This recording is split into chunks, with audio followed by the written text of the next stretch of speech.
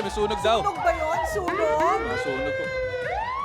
Okay, sunog! Ayan! Yan ang dahilan kung bakit hindi naremata ang bahay na isinangla sa halagang 20,000 pesos.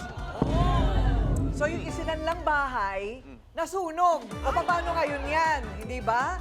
So, 6 na taon na raw ang nakalipas mula nang isinangla sa kanya ang bahay na yun.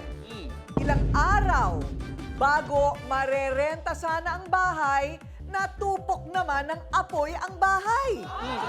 So, hindi na napakinabangan. O, ayun. Kaya, ang sanla nawala, siya ngayon nagwawala. Ayun! Ala. Sunog! Yan ang tumupok sa bahay na isinanla ni Lita noon.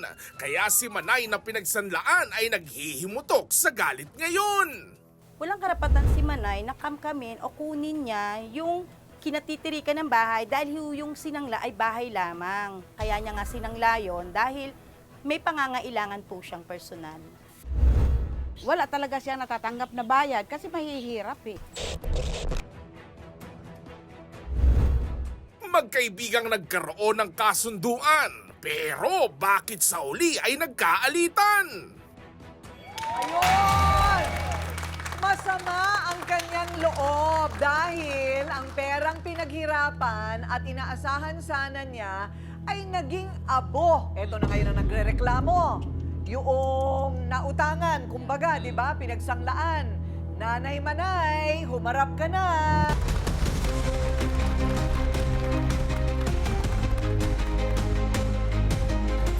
Nay, kumusta ka na, Nay? Okay Ilang lang, taon ma'am. ka na? 73. Ilang taon ka nang nagdurusa? Matagal na. Matagal Mga na. anim na Kailan ba yun? 6 na taon na daw ang anim na nakakaraan taon, opo, ma'am. na mula nung isinangla. Opo. Ayun.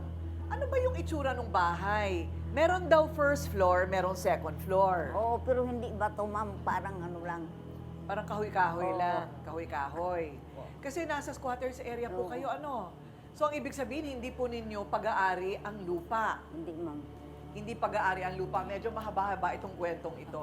Kasi hindi nila pag-aari ang lupa, paano mo nga naman isasangla? Teka muna, sinong nagsangla? Yung Si Lolita. kausap nyo.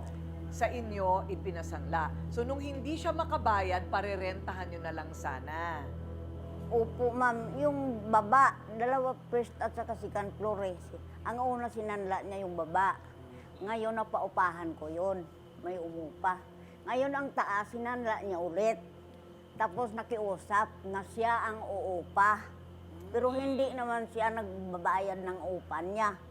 Ayun! O, naintindihan nyo. May up, may down. Yes. Ayun, yung up, yung down, sinangla, 10,000. Tama. Tapos naparentahan po ninyo. Opo, ma'am. Hindi kasi makabayad. Yung up, sinangla ulit, 10,000 ulit, at siya na ang nagre-renta. Opo. Ayun. Saan daw niya gagamitin yung pera?